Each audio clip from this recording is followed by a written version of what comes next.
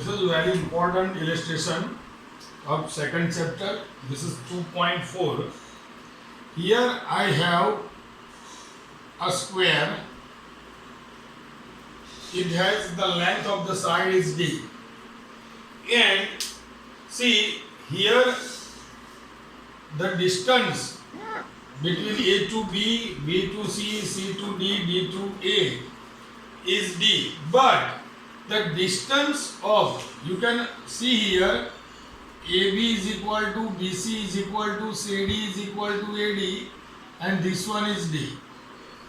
But for AC and BD, AC and BD,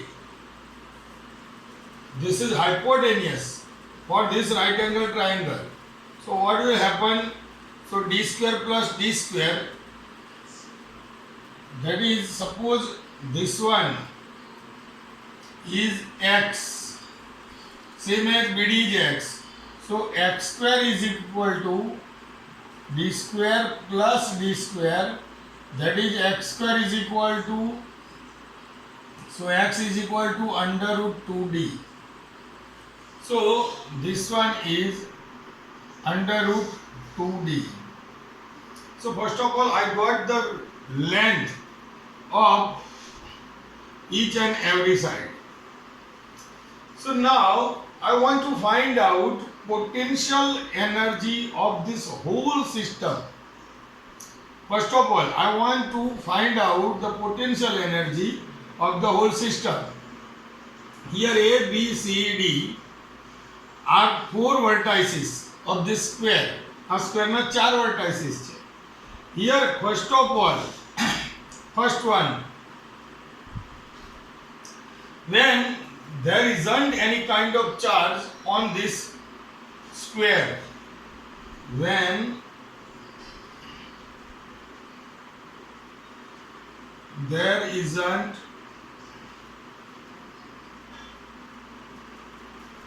any charge on the vertices,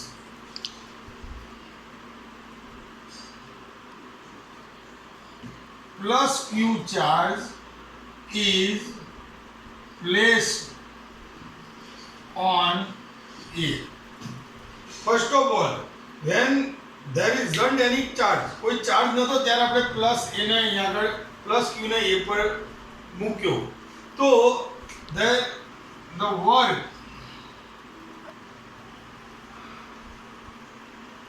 done to put plus q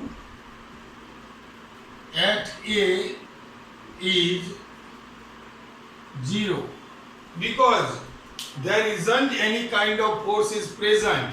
यहाँ कोई force present नहीं कि that oppose the plus q charge. So first here we got that when plus q charge is placed at A, there isn't any kind of work done. So now second one, when charge minus q is placed at B, see, charge plus q is present at A. So now W1, and that is q minus q, we want to put there minus q, and here VA. So that is minus q in bracket 1 upon 4 pi epsilon 0 plus q upon R, that is distance between A and B, and it is D. A and B વચ્ચેનું distance D છે. So now this is q square upon 4 pi epsilon 0 D. This is your work done first. Now second one, over here I'm changing the marker so you can understand. Now plus q. હવે આપણે b પર -2 લાયા પછી plus q ને c પર લાવીએ. So third one. Now when plus q is brought at c, when my plus q on a and minus q on b are present. આ બંને હાજર છે ત્યારે તમે લાયા તો એનો મતલબ એમ થયો કે W2 is equal to minus plus q charge લાવવો છે તો અહીંયા આગળ VA પ્લસ VB આ બંનેને લીધે તો હવે પ્લસ q 1/4 પાઈ એપ્સિલોન 0 એ ઉપર પ્લસ q ચાર્જ છે q into d પ્લસ હવે અહીંથી એનું ડિસ્ટન્સ કેટલું √2d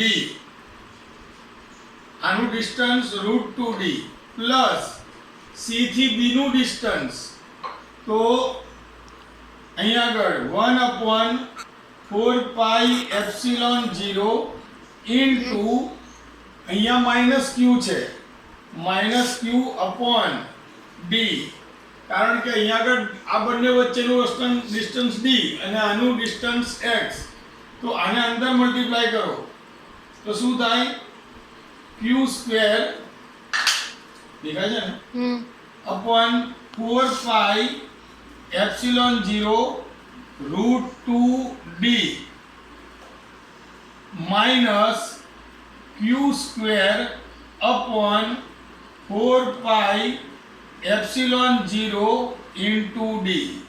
This is your work done 2.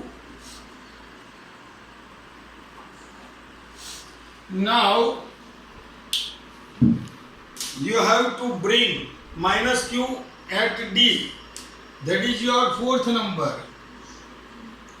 તો ફોર્થમાં શું છે માઇનસ q ને લઈએ તે વખતે a b અને c ઉપર ત્રણેય વર્ટાઇસિસ ઉપર હાજર છે તો આની જેમ ઘડીએ ઘડીએ લખતો નથી પણ તમને અહીંયા આગળ W3 તમે કયો ચાર્જ લાવો છો -q એને બહાર રાખો તે વખતે કોણ કોણ હાજર છે VA plus VB plus BC એના રિલેટેડ તો હવે અહીંયાથી એનું ડિસ્ટન્સની રીતે જોવા જાઓ માઇનસ પ્લસ q છે તો 1/4 પાઈ એપ્સિલોન 0 q અપોન d આ બંને વચ્ચેનું ડિસ્ટન્સ d છે હવે b ની વાત કરું તો પ્લસ ની જગ્યાએ માઇનસ 1/4 પાઈ epsilon 0 into q upon √2d અને લાસ્ટ વન c આગળ બંને વચ્ચેનું ડિસ્ટન્સ d તો અહીંયા આગળ q 4 પાઈ એપ્સિલોન 0 ઇન્ટુ d તો આ બધું પૂરું થયું અહીંયા આગળ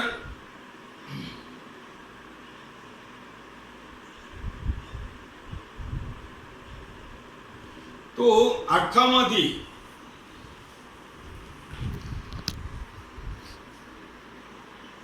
अंदर -q² upon 4 pi epsilon 0 into d -q² upon 4 pi epsilon 0 √2d plus q² upon 4 pi epsilon 0 into d तो आ W1 W2 W3 आ W3 तो total work done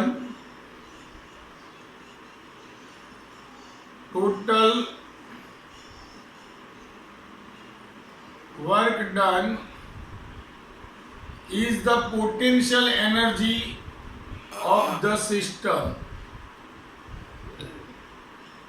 So W is equal to W1 plus W2 plus W3 3.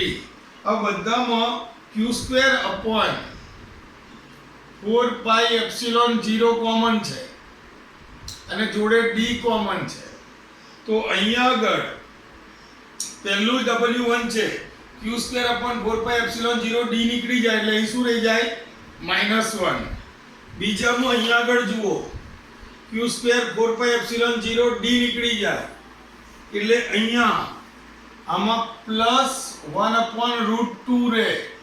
અહીંયાથી minus બધું નીકળી જાય એટલે -1 રહેશે. અહીંયા પહેલું આ બધું નીકળી ગયું એટલે ફરી -1. અહીંયા બધું નીકળ્યું -1/√2 અને લાસ્ટમાં +1. તો આ બે નીકળી ગયા. તમારી પાસે શું રહ્યું q² upon 4 pi epsilon 0 d બ્રેકેટમાં આ +1/√2 -1/√2 કટ. તો માઇનસ માઇનસ 2 તો શું થશે -2q² upon 4 pi epsilon 0 d. This is your potential energy of the whole system. 1 minute બરાબર. સોરી ફ્રેન્ડ્સ, એક ભૂલ થઈ ગઈ. આ માઇનસ જે અંદર જશે એટલે આ માઇનસનું પ્લસ થાય અને આ પ્લસનું માઇનસ થાય. એટલે હવે આપણો જે આન્સર છે એમાં એક સેજ कहानी में ट्विस्ट आएगा. यहाँ से ध्यान रखજો કે હવે q² અહીંયા આગળ શું રહી ગયું q² 4 pi epsilon 0 d આવી ગયું એટલે આ પહેલું -1. અહીંયા આગળ પ્લસ છે +1/√2. અહીંયા માઇનસ છે આખું નીકળી જશે એટલે -1. ફરી આ આખું નીકળે છે -1. અહીંયા +1/√2 અને અહીંયા ફરી વખત તમારી પાસે આવશે -1. તો q² upon 4 pi epsilon 0 d. તો 1 અને 1 2 times 2/√2 minus 1 2 3 4 -4. 2 કોમન કાઢી લો તો q² 2 કોમન આવી ગયા 4 pi epsilon 0 d અને અહીંયા આગળ 1/√2 -2. તો આ તમારી પાસે લાસ્ટ આન્સર તમારો આવશે. તો અહીંયા આગળ થશે 2 2 જા 4. તો answer 1/q/2 pi epsilon 0 d બ્રેકેટમાં 1/√2 -2. So this is your final answer. છતાં કંઈ ક્વેરી હોય તો કોલ કરજો. દરેક વખતે પહેલા એ આગળ તમે +q લાયા છો તે વખતે કોઈ તમારે વર્ક કરવું નહીં પડતું, પણ એ -q લાવો ત્યારે આ પ્રેઝન્ટ હતું એટલે આનું પોટેન્શિયલ ડિફરન્સ અને આનો v અને આ -q બંને થઈને જે વર્ક કરવું પડ્યું ત્યાં આગળ લાવવા માટે આની પ્રેઝન્ટમાં આની હાજરીમાં એટલે એ તમારી પાસે W1. આ બંને હાજર હતા અને લાયા એટલે એ W2. આ ત્રણેય હાજર હતા અને આને લાયા એટલે તમારું અંતિમ W3 અને ત્રણેયનો એડિશન કરો એટલે તમને આ મળશે. આનો ફોટો પાડી લઈશું, તમને મોકલીશ. ચોથું છે E આગળ Q પર જે પોટેન્શિયલ એનર્જી. તો આ માઇનસની ડિરેક્શન આ માઇનસની ડિરેક્શન આ, તો રિઝલ્ટન્ટ 0.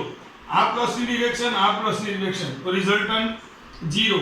તો અંતે Q આગળ જે તમને પોટેન્શિયલ એનર્જી મળે એ શું મળશે 0 મળશે. એટલે ફાઇન્ડ કરવાની જરૂર છે નહીં. Thank you very much.